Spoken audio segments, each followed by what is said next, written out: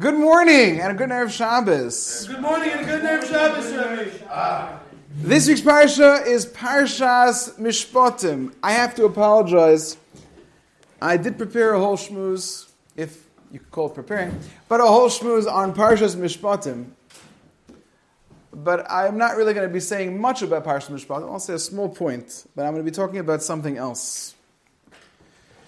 The great tzaddik of Shimshon Pincus, Zecher Tzaddik Livracha, I was unfortunately never zeicha to meet him. His sister was actually best friends with my aunt, and I never got to see him. Maybe other Rebbeim, they did get to see Shimshon Pincus. I'm very fortunate to learn at night a sefer of Shimshon Pincus with someone here in the yeshiva. Shimshon Pincus, a tremendous person. His Sfarim in Hebrew, his Sfarim in English, they really are transformational Sfarim. And although I never got to see him in person, I did get to see one video of his. 1 year, Shimshon Pincus, who lived in Eretz Yisrael, who lived in the city of Ofakim, came to America, and he spoke by the Agudah Convention. I think this was by the Agudah Convention. At that time, there had been some terrible terrorist attacks in Eretz Yisrael. And his job by the Agudah Convention was to speak about the matziv, the situation in Eretz Yisrael. And he got up to speak, and you can imagine, this bus was bombed, that bus was bombed. My brother was in Eretz Yisrael at the time when he heard the very famous, unfortunately, number 2 bus bombing in 1998, I think it was. Something around then, 99, 2000, I don't exactly remember when it was. And Rav Shimshon Pincus was there to speak about it. And his first words were this. He got up, and like it says in Parshas Shlach, Perek Yudaled Pasuk Zayin, the end of the pasuk, he said, Toiva ha'aretz ma'oid ma'oid. The land of Eretz Yisrael is very, very great. And then he went on, and you can find this video out there.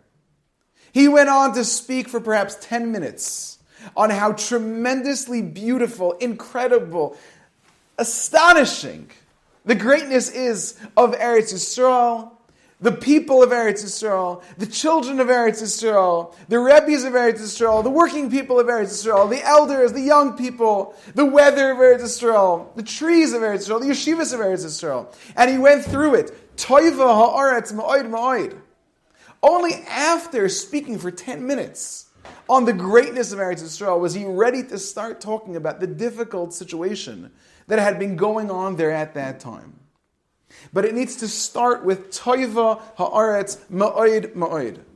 The land of Eretz Yisrael is very, very great. My Rabbi, who should live in Bior, it says in the Shulchan Aruch, he would say over, it says in the Shulchan Aruch, he says over, that it says that when a person is the last week of Shavavim, like Yasha pointed out, the last week, although it's not the end of the time when people get to work on their Shmiras Einayim and other Kedusha and Yanim, but in Shavavim, it's the last week Mishpatim. And the Shulchan Aruch says that a person should stay away from arayas, stay away from inappropriate relationships and seeing inappropriate things. Ma'oid, ma'oid. Ma'oid, ma'oid. My Rabbi says, why does it say stay away from it? Ma'oid, ma'oid. Stay away from it. Ma'oid, ma'oid. Stay away from it. Or stay away from it a lot. Ma'oid. Why ma'oid, ma'oid? Very, very. And he would say, because if you think that you're far enough from inappropriate images, bad videos, your filter is good enough, you're not far enough. Ma'oid, ma'oid. Go very, very far. Take one more step, because it's still not safe. And the same is true when we're talking about Eretz Yisrael. Toiva ha'aretz ma'oid ma'oid. When you're talking about Eretz Yisrael, you think you said enough nice things about Eretz Yisrael? You appreciate Eretz Yisrael enough? You think so? Ma'oid, ma'oid. Another step. Keep talking more about Eretz Yisrael. It's the land that Hashem gave us. Avram, Yitzchak, Yaakov, the Shvatim, 133 generations ago. That's it. 133 generations. He gave it to them, and he gave it to you, and he gave it to you, and he gave it to you, and it's your land in Eretz Yisrael. Toiva ha'aretz ma'oid ma'oid. And that's how Rav Pincus started that drasha. The past couple of days have given people the opportunity to chas v'shalom say the opposite about Eretz Yisrael. There was tragic news a couple of days ago, yesterday. Tragic, but it was really an expression of tragic news that had been 18, 19 months in the process of it. It's bad news. It's terrible news. When, I don't like to call it October 7th, when Simchas Torah, when that massacre on Simchas Torah happened, it started a process that perhaps Eretz Yisrael, is it not Toiva Aretz Moed Moed? Is it perhaps not a tremendously great and beautiful place? Is it not the place that we all want to be? The place that we all want to return to, Chas v'Shalom? I went to Eretz Yisrael during the summer. I was supposed to be there for 24 hours, ended up being there for less, perhaps 15 hours.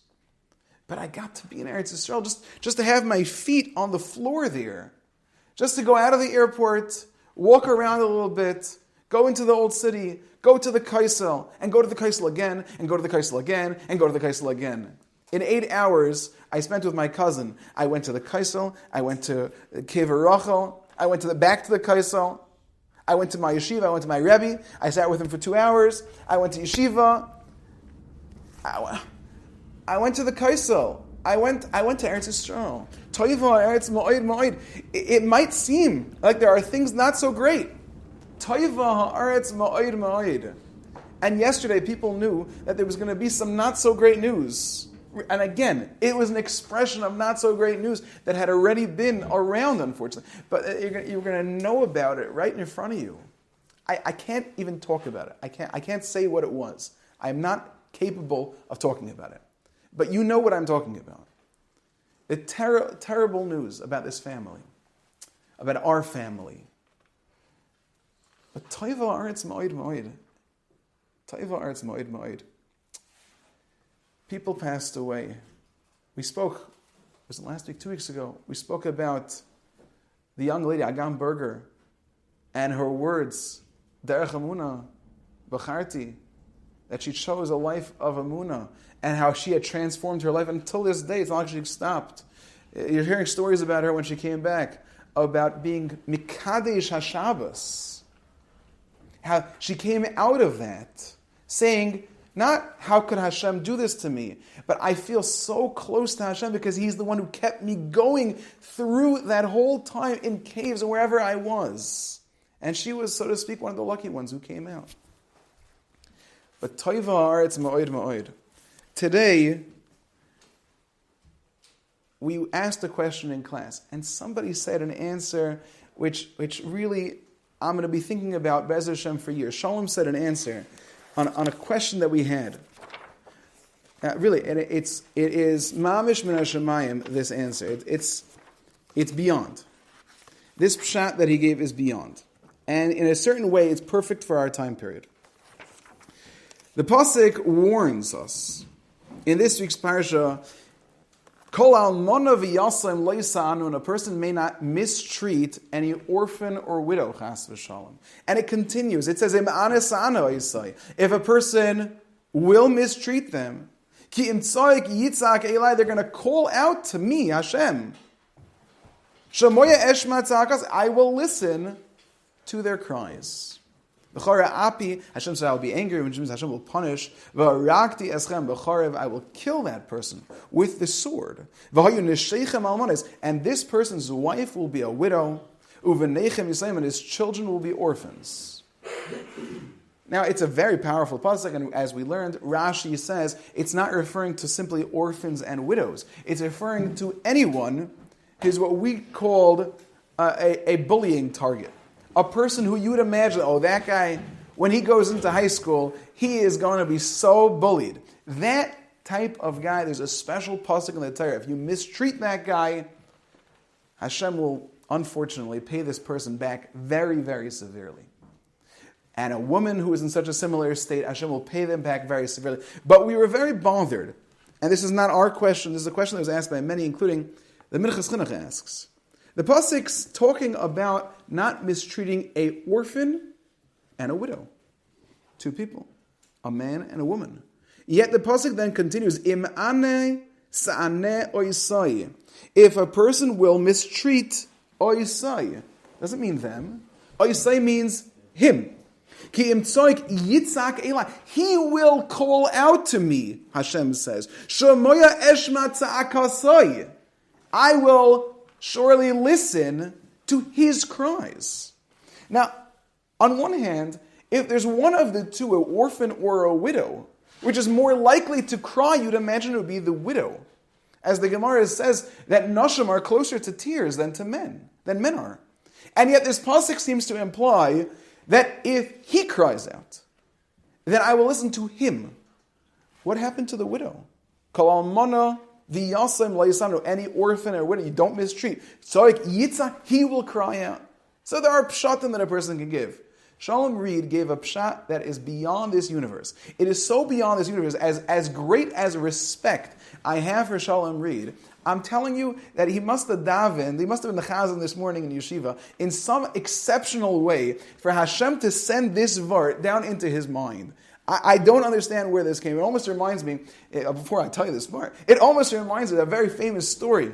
They say something about the Marshal, about the Beis Yosef, where he was working on a certain topic, he came up with an answer, and then he met somebody, and he asked him the same question, and somebody who was not on the level of the Marshal, Shlomo Luria, came up with the answer.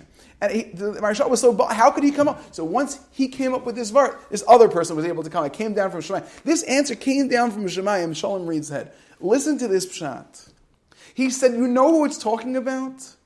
Ki im tzoik yitzak, im ane ta'ane oisai. You know what it's talking about? This widow and this orphan, they're missing someone in their life. They're missing their father. They're missing their husband. And you know that husband is now in Shemayim, and he cannot do anything to help out this kid.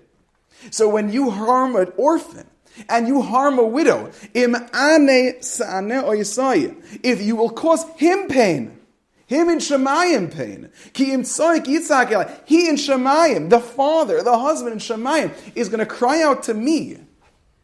Shomoya eshma tza'akasai, I will surely listen to his cries. Isn't that a beautiful pshat? A beautiful pshat. It is a transformative pshat. You start up with people down here. Don't think that there's not someone in Shemayim who is looking out for them. And that someone in Shemayim is davening. And that someone in Shemayim has a front row seat to the Eibishter. And he's going to go to Hashem and he's going to say, that person down there, he can't start up with my wife. He can't start up with my kids. What a pshat. What a pshat. Each one of us has someone in Shemayim, and he doesn't have to go to anyone. It's Hashem himself. Im tzoik yitzak, im anesana, you start up with us, you start up with him. He will answer, he will punish, he will defend. Like this pshat that Shalom said. Yesterday, the world heard terrible news. And then, if it wasn't bad enough, the news got even worse because of all these disgusting terrorists, whatever it is. How it is that the news got worse, and do your research. And then starts trickling out news. And the news comes along with a huge statement, like our Milstein spoke about this morning. The news comes out with a big statement. And that statement is, Toiva ha'aretz ma'od ma'od. Hashem said, I've got it. In tzoik yitzak, I am anasana yisai. You're starting up with me. I've taken care of the situation. I mustn't share this. I want to share some things about that statement from last night. I'm going to read it straight from here. Last night, I'm reading it from the source. Last night, a young lady noticed a suspicious object on a bus in the center of Israel. She reported it to the driver, who pulled into a station, got everyone off the bus. She noticed something on a bus. I'd imagine when I'm on a bus at night, I'm tired, I'm exhausted. I'm not noticing anything. Perhaps I noticed that sign that says, if you see something, say something. But beyond that, I'm not noticing anything. I am noticing that the wall looks somehow comfortable enough to sleep on at this point. But she noticed something. She reported to the driver, who pulled into a station, got everyone off the bus, at which point the bus blew up and was completely destroyed. But that wasn't the end of it, not even close. Over the hours that followed, an additional 4 bombs were discovered on buses. Some of them exploded, others were taken apart before exploding, some malfunctioned. There were 15 buses that were supposed to explode this morning. According to the reports, the terrorists set the timer for 9 p.m. instead of 9 a.m. In addition to the 15 buses, 5 suicide bombers were set to detonate bombs on the light rail in Yerushalayim at the exact same time, all in the center of Israel. Keep going. Where did this come from? Not Gaza. It came from what's known as the West Bank, Chas v'Shalom, the east side of Eretz Yisrael. They were supposed to enter at that time. They were going to have what they call October 7th, Part 2. That was what's supposed to happen. The idea was as the buses blew up and the terrorists blew up, all of the security personnel, ambulance, you can imagine, we're all going to have to go to those areas so as to take care of everyone there. At that moment, the security fence on the east side of Eretz Yisrael would have a tremendous invasion. And by the way, in case you don't know, the east side of Eretz Yisrael goes straight into Yerushalayim. That's the east side of Eretz Yisrael. The east side of Eretz Yisrael, which is totally secure and protected.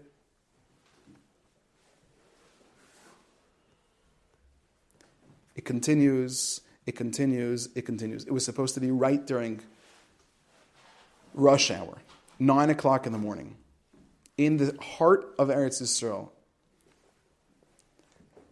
I decided, why not have a little fun? I'm curious, what does ChatGPT have to say about this?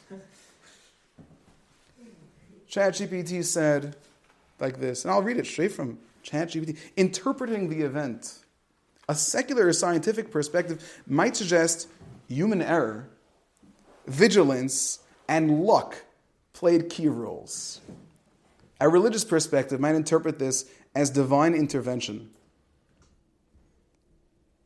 That's what it says. I said, what are the chances? 1 in a million? 1 in a billion? And it goes through. This is 1 in 1,000. This is 1 in 10,000. This is 1 in 33,000. This is this. This is this. The conclusion is, according to ChatGPT, a rough estimate is at least 1 in a trillion. Based on these rough estimates, the probability of this entire sequence of events occurring is around 1 in a trillion. While each individual event might have a reasonable probability on its own, the combination of all of them occurring in the exact sequence necessary to prevent mass casualties is so unlikely that many would indeed consider it miraculous. Quote unquote from the new Mashgiach of Or Shlomo, ChatGPT.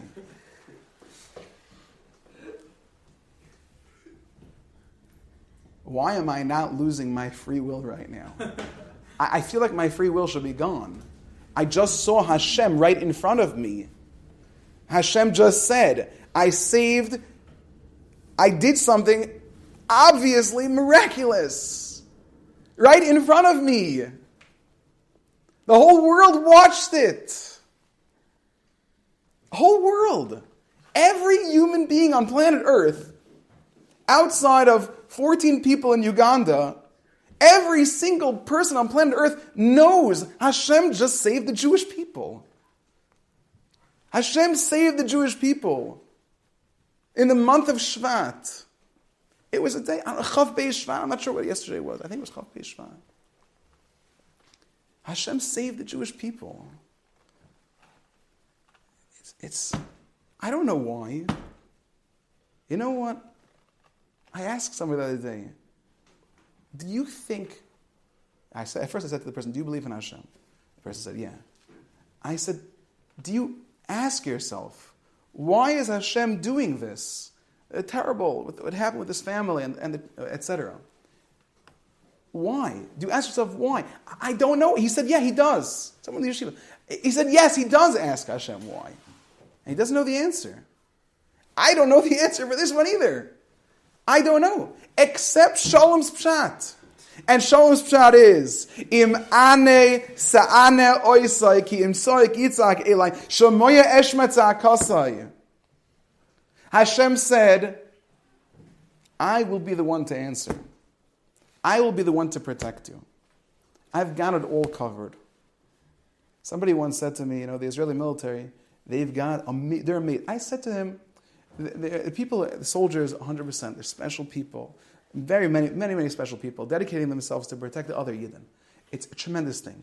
But they literally do not have enough bullets to kill every Arab on planet Earth. If all the Arabs would simply walk to Israel, and just all the ones that really, really hate us, which is aka all of them. But if all of them would come, and they would simply walk, Israel doesn't have enough bullets and bombs to shoot them all. They don't have the skill. If you know a little about Israeli history, you don't have to, you can go back to October 7th, but if you know a little bit about Israeli history, you will see the greatness of the Israeli military is quite a joke. Their greatest military successes were actually their greatest military failures. The greatest military success in Israel history was what? The 6-Day War. If you go do research on the 6-Day War, you will see it is mistake after mistake after mistake, and im ane sana oisai, I will take care of it, because these fellows, they have no idea what they're doing. The Air Force, the IDF, the military intelligence, the Mossad, the Shin Bet, they have no idea.